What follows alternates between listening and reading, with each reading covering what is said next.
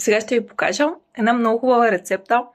Направо, чуйте, това е чипс от кокос с кокосова захар. Сега ще ви... Ето го чипса, вече готов, сервиран. А пък тук е все още в леко топлата тава. Прави се с такъв кокосов чипс, кокосова захар и малко морска сол. Съм от хората, които обичат сладко-соления вкус, така наречен солен карамел, така че затова посолявам отгоре с съвсем малко морска сол. Иначе, как го правя?